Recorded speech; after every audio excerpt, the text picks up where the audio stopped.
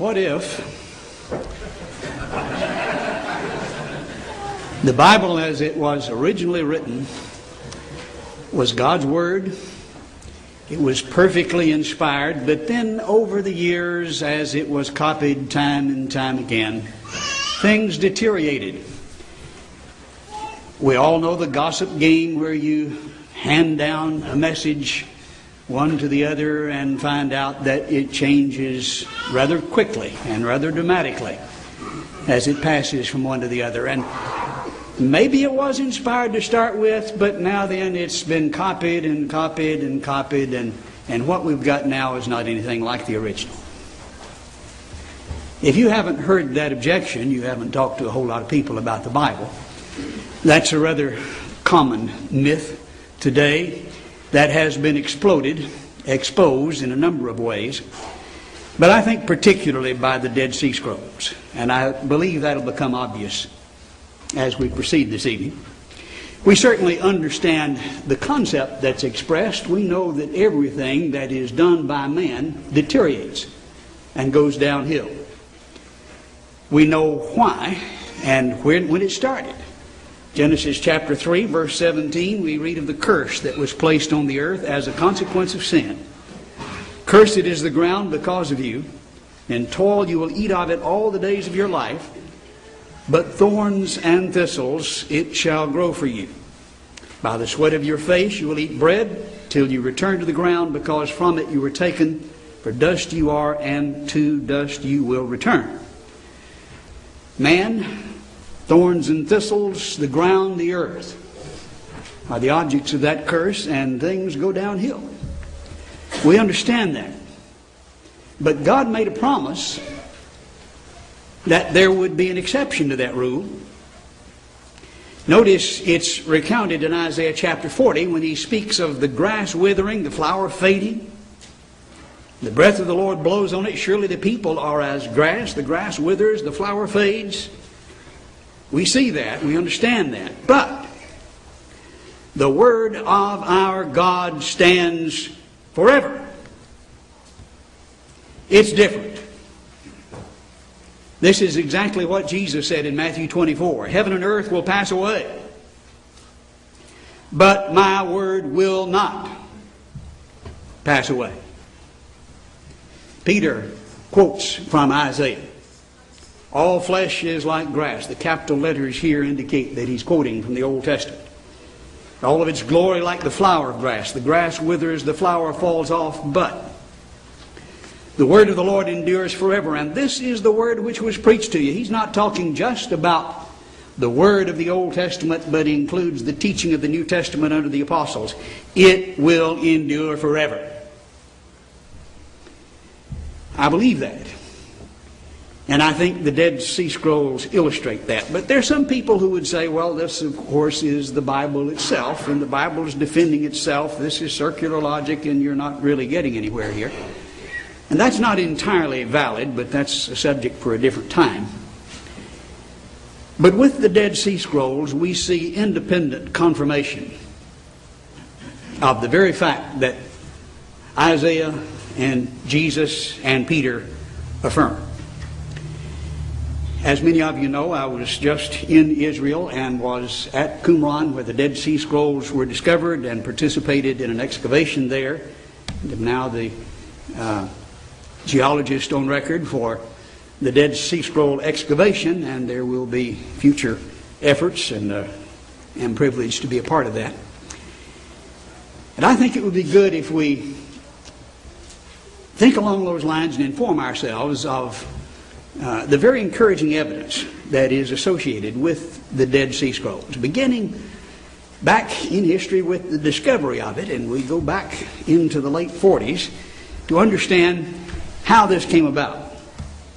These two men were Bedouins of the Tamari tribe, and they were shepherding their flocks out in the Judean desert when they stumbled on the caves that contained these jars, just like this, and the scrolls that you see here. This is a replica of the Isaiah scroll that was found in Cave 1. They were the ones who found that initially.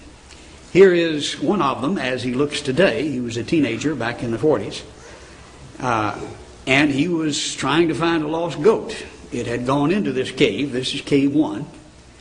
The Bedouin threw a rock into the cave. Now, the opening that you see on the left-hand side was made by archaeologists at a later date to have more access to the scrolls and to remove some of them.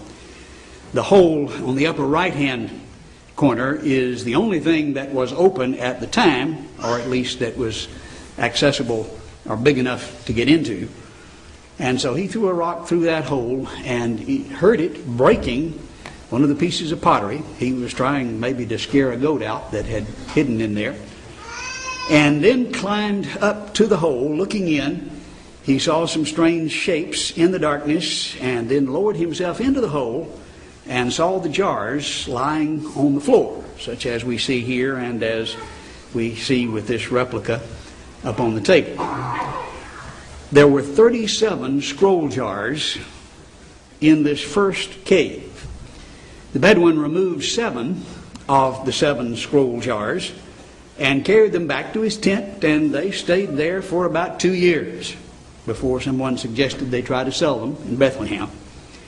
They used, we learned this last time, really for the first time, just a few weeks ago, that there was use made during that 2-year period. They thought these were important looking documents. This is parchment made from sheepskin. And so they used them for their important documents. And if a fellow wanted to divorce his wife, he'd just tear off a piece of these scrolls and write the divorce on the back of it and hand it to his wife.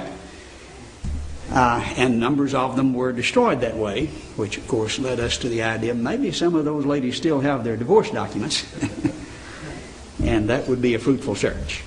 Eventually, though, they did go to Bethlehem and sold some of them to Kando, who was an antiquities dealer there in Bethlehem.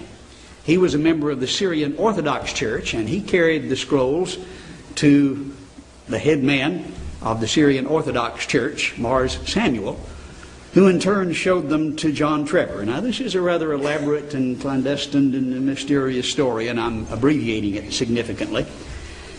This was the case with 4 of the scrolls. 3 of them were then carried to Hebrew University professor Eliezer Sulnik, who became famous for his identification of them, together with Yigil Yadin, who's the father of Israeli archaeology. The 4 were offered eventually for sale in the Wall Street Journal, of all places, and were sold there for $250,000. And moved then to the Shrine of the Book, where they are today. This is an elaborate museum that has been built somewhat on the motif of the jars to commemorate the scrolls, and the scroll handle you see in the center of the room there. And that Isaiah scroll, the original, is around, actually that is a replica as well. The original is in safe deposit, but this is a replica of the one that is replicated and is around the wall of the Shrine of the Book. Let's talk a little bit about the site of the Dead Sea Scrolls so we know where we are. This is a picture, of course, of Palestine. You recognize the Dead Sea on the right, Jordan across the Dead Sea from Qumran. Qumran is in the upper left-hand section of the Dead Sea and about 15 miles, as the crow flies, from Jerusalem, which is, of course, a little bit to the north and to the west. At Qumran, we see the site of the Qumran community, which was excavated in the 50s. This was a somewhat renegade sect of the Jews that goes back to about 200 years before Christ and to 68 AD, when it was destroyed. They were somewhat like the Pharisees or the Sadducees, a sect of the Jews, though in many ways they were, I think, superior.